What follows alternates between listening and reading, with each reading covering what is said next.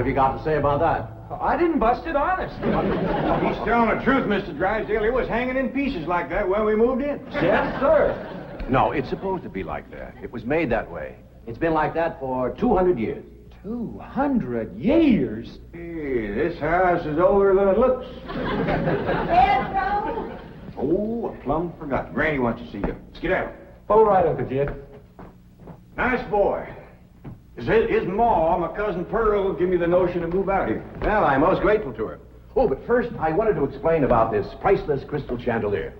It was designed and made for Louis XV, hung in the Hall of Mirrors at Versailles. Napoleon Bonaparte planned campaigns with the light of that chandelier.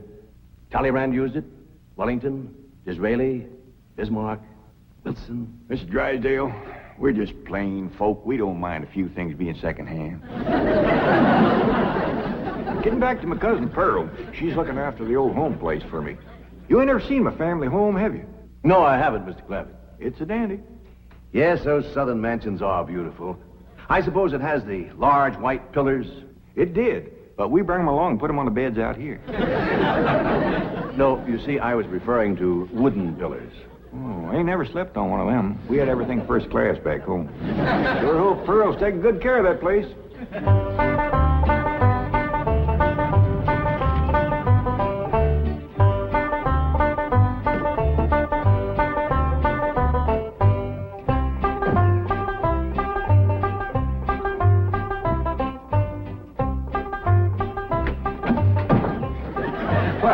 Hello there.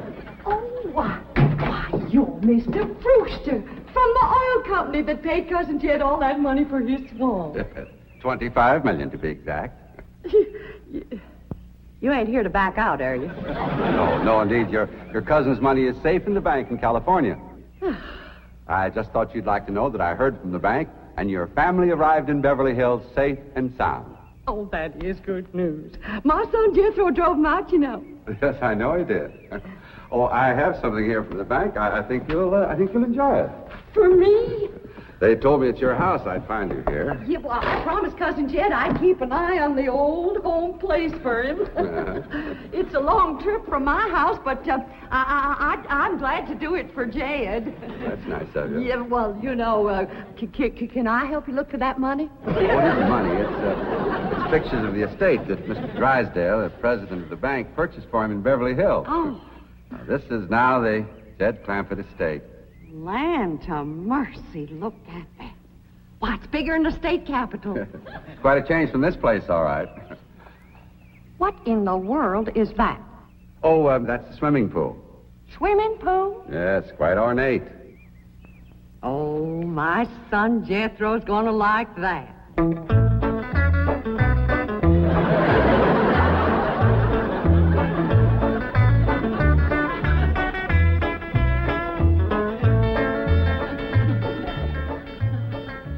Granny, when we's done washing, can I go swimming here in the cement pond? Of course not. I don't allow nobody to splash around in my wash water. Ain't there no place else you can wash? This cement pond's the only water we got. Place ain't got a well, it ain't got a creek. Ain't even got a rain barrel to catch what comes out of the sky. Oh, when that banker fella seen me unloading your wash tub and scrubbing board, he said, why, you can throw that away. We don't use them things here in Beverly Hills. Now, you listen here to me, boy. I don't care how other folks live in Beverly Hills, but us Clampetts is gonna be clean. Yes, ma'am. May not have it as nice as we had it back home in the cabin. Plump right in the house and everything. But we ain't gonna lower our standards. No, ma'am. Here, wrench these things out for me. We gotta get this tub back to the kitchen for Ellie's bath. Yep. Being clean is a strict rule with your Uncle Jed. Let me look you over. Many the time we've been down to our last piece of fat. I'd say, shall I cook it to eat it, or shall I render it down for soap? He'd say, no, render it down for soap, Granny. The Lord will feed us poor folks, but we gotta do our own washing.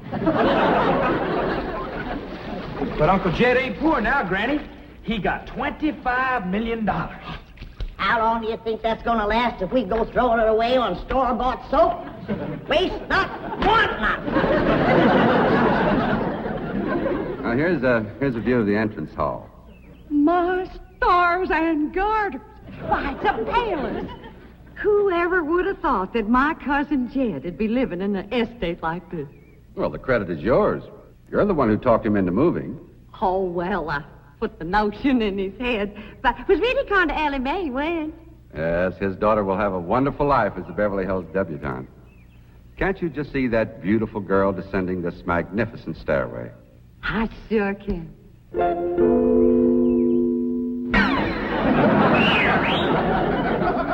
Oh, Ellie Mae, I don't reckon that's the way a young lady comes down the steps in Beverly Hills, is it, Mr. Drysdale? Oh, not as a rule, no. Oh, I can come down the other way. Watch this.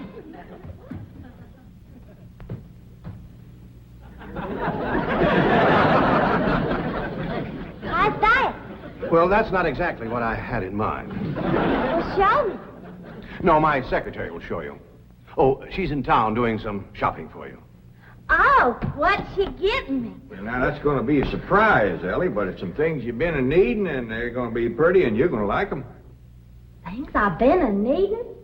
A set of muskrat traps. A 3-blade frog sticker? Nope. A ready-made slingshot. Now, Ellie, you way off the track. Now, you wait till Miss Hathaway gets here, and you'll see. Yes. Well, I'll be pushing along to the bank.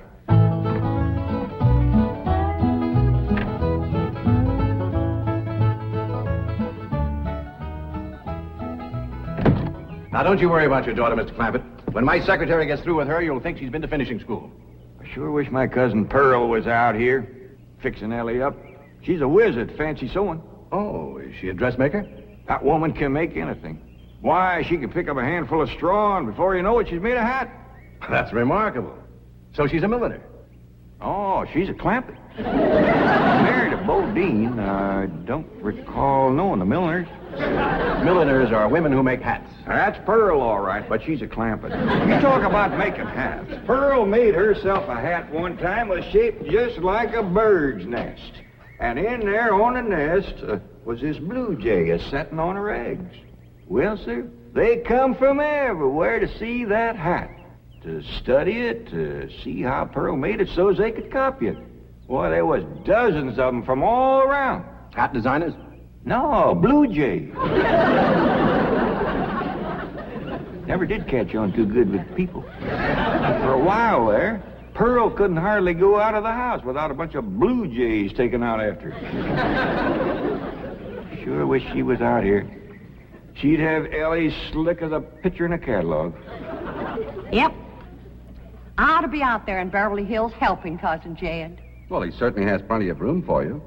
This mansion of his has 32 rooms and 14 baths. 14 bathrooms? Yes. A sunken marble bathtub. Oh, I can just see Ellie Mae having herself a bubble bath in there.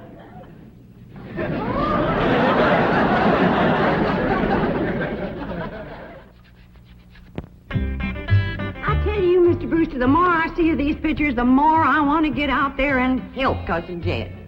Of course, I wouldn't go without being asked. Well, naturally. But, I think you should go. I've been asked. Well, now, it's not exactly my province. Well, why don't you telephone your cousin and talk to him? Oh, why, there ain't a telephone within 40 miles of this place.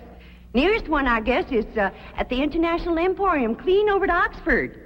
Well, I'll be happy to drive you over there. Oh, I couldn't let you drive me all that way just to use telephone. Busy oil company man like you. That's 40 miles. There's no trip at all in this car. No, I couldn't do it.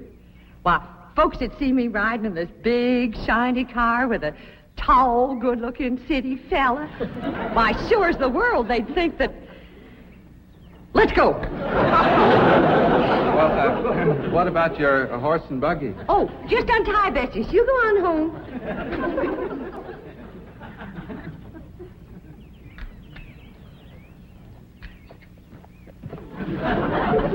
Well, Bessie's headed for home, all right.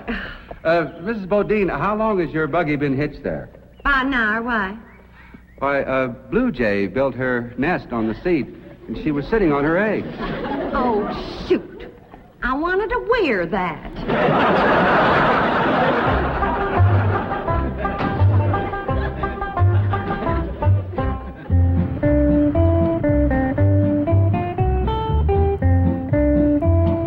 And here's Miss Hathaway.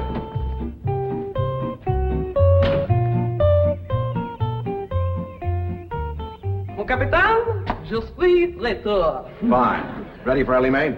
Gentlemen, aided and abetted by the gossamer garments, exotic lotions, and other feminine appurtenances within these cartons, I am ready to assume the role of Pygmalion and transform that barefoot galatea into a striking and sophisticated paragon of Beverly Hills literature.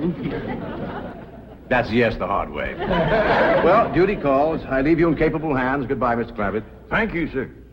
Chief, Well, that sure is neighborly of you, Miss Hathaway. You reckon you can handle Ellie Mae? Uncle Jed, Granny says... Oh, howdy, Miss Hathaway. no, bonjour, Jethro.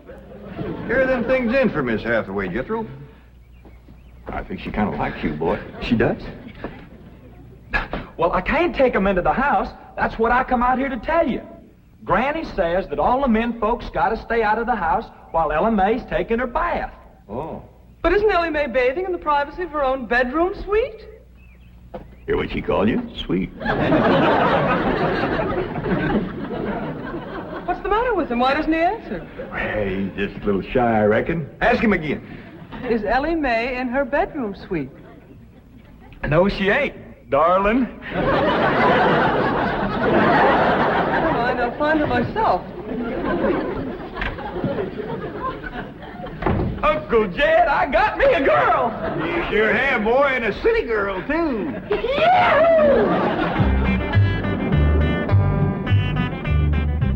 Some city girls I were about. Jesso's such a good-looking boy. Every girl in the 5th grade was after him. I hardly think anything serious can develop between boys and girls in the 5th grade. Oh, I don't know. So far this year, there's been 3 couples out of Jethro's class get married. Married? 5th grader?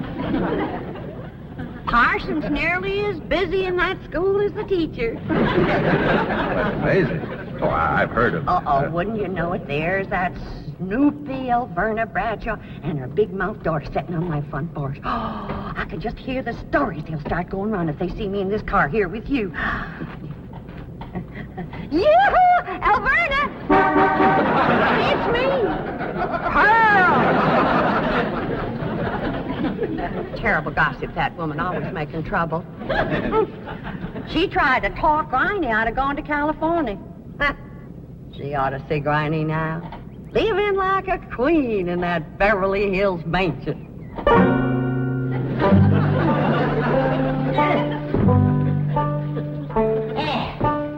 I should have listened to Alverna Bradshaw and stayed home.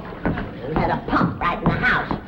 Didn't have to tote water a quarter of a mile. You ready to get rinsed off, Ellie? Well, not yet, Granny. Should have washed my hair. No. You better wait till I can catch some rainwater. That pond water smells like it's got medicine in it. I wondered why there's no fish in that pond. Yeah, I reckon that water killed them fish. Don't you worry. My lye soap will kill anything that killed them fish. Have you seen... What in the world's going on here? Well, there's a bath going on. That's what's going on. Howdy. But I don't understand. Well, then somebody ought to explain it to you, sissy woman. You see, first you heat some water. Then you put it in a great big tub like this. You put some soap in it, and then you get in it, and you start to wash, and that's what you call a bath. Granny, you don't have to do this sort of thing in Beverly Hills. Don't you listen to her, Ellie. Ain't you ever heard that saying that cleanness is next to godliness? But of course, John Wesley said that. And I bet he didn't live in Beverly Hills. Here, Ellie, dry yourself off with this nice big bath towel. Ah, my girl. I'll rinse off that old lye soap. Lye soap. Did you say lye soap? That's right. I make it myself. But that will ruin this beautiful girl's delicate skin. I've been washing with it for 72 years. Look at my skin. It's like leather. Yeah. Nice, ain't it? Granny, I hope you will forgive my momentary bewilderment at this primitive form of ablution, but please let me explain. Well, first explain what you just said. Well, Ellie Mae has a beautiful big bathtub upstairs. Upstairs? It was hard enough carrying the water in here. I ain't going to tote no water upstairs. You don't have to. There's a big, beautiful... Haven't you been upstairs? No. Jed said that probably belonged to somebody else. Ain't that right, Ellie? Yeah. Paul said he heard tell that folks sometimes live one family right on top of another. But that's only in apartment houses. This entire house belongs to you. And each one has his own individual bedroom suite. Come along and let me show you. And also the lovely things I brought from town. Yeah, you go ahead. I'll be up directly. What all did you bring from town? Everything, Ellie. Everything from chapeau to pumps. Pumps! Praise the Lord. Now I won't have to tote water. Jethro? Yeah, Uncle Jed? Now, you're going to be keeping company with a girl. Is there any questions you like to ask me? What kind of question? About girls. How much you know about girls? They softer than boys. Yeah, I reckon. Generally speaking. And they shorter and rounder. Yeah? And the hair's longer and it smells sweet when you snuggles up to 'em. Oh, so you've been doing some snuggling, have you? I done more than that. Yeah, well, I reckon you better tell me about it. Who was she? Prettiest girl in the hills. Big Mouth Bradshaw. Well, Verna's girl. I heard tell she's kind of fast. Is she ever? Uncle Jed, I was walking past the cabin, and Big Mouth, she calls out the window to me. She says, "Howdy, Jethro." She says, "My ma's just made a big batch of cookies. Come on in and have some." And I says, "Sure your ma won't mind?" And she says, "Ma's gone, and so's Pa. I'm here all alone." Well, Uncle Jed, I was in that house before you could wink an eye. Can't say as I blame you. No sooner was I inside, the Big Mouth, she puts a music record on the phonograph machine and commences to sashaying around, a twisting and a turning. Dancing. Yeah, I reckon so. Anyway, she says, "Put your arms around me, Jethro, and I'll teach you the two-step." What'd you say? I says, "Listen, Big Mouth," I says, "here we are all alone. Your ma and your pa gone. And you think that I'm going to waste my time dancing?" I says, "Not me, sister. Bring on them cookies."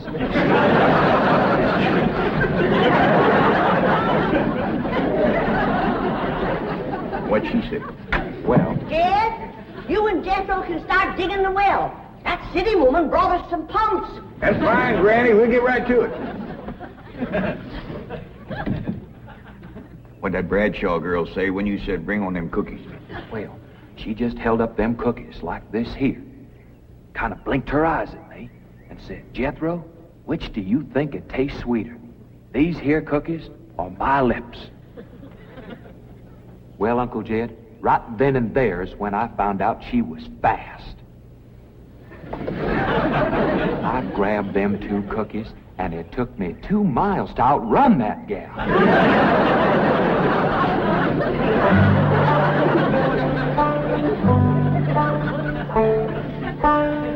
Jethro, on one of these days, you and me's got to have a long talk.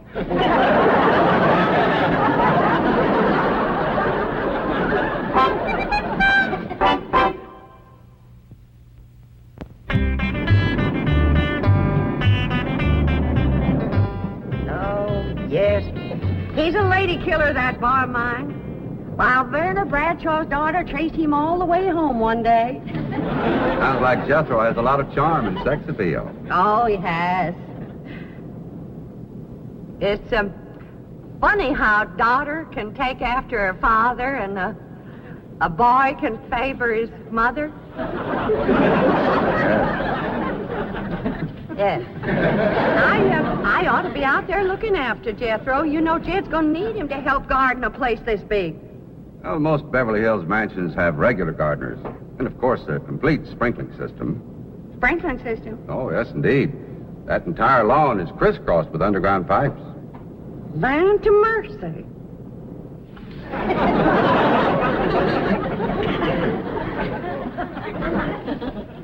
By thunder, Jethro, there's water all over this property. Ain't too deep, neither. I know. Should I commence the digging? Well, now, let's get as close to the house as we can. That way the pump won't have so far to pull. Clampett? Jethro? Oh, here comes your sweetheart. It's Clampett. I cannot handle that daughter of yours. What happened? I opened that box of beautiful clothes, turned my back for a moment, and she bolted like a wild colt. I was afraid this would happen. Where is she? She's up there. I'll go right up and talk to her. Jethro, have you been upstairs yet? No, ma'am. Then you've got a surprise coming to you. What is it? Your sweets. So are you.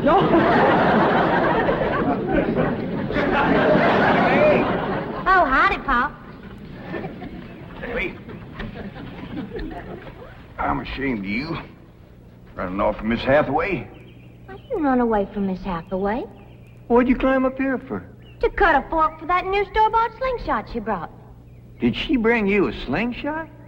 Fanciest thing you ever did see. Just a minute, I'll hook it up and you can see for yourself.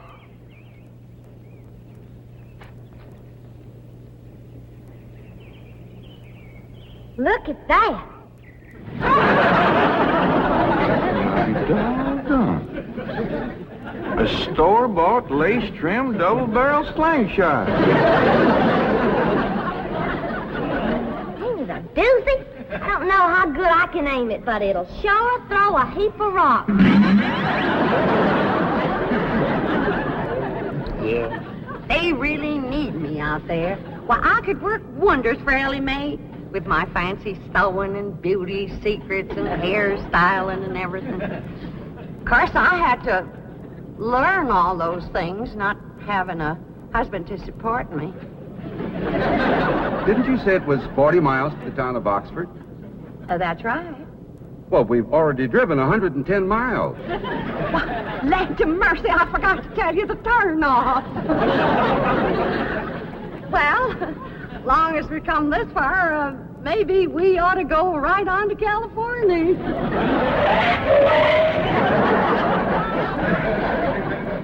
I tell you, Granny, there's so much water here, you could shoot a load of buckshot in that ground and bring up a dozen springs. I'll be right back.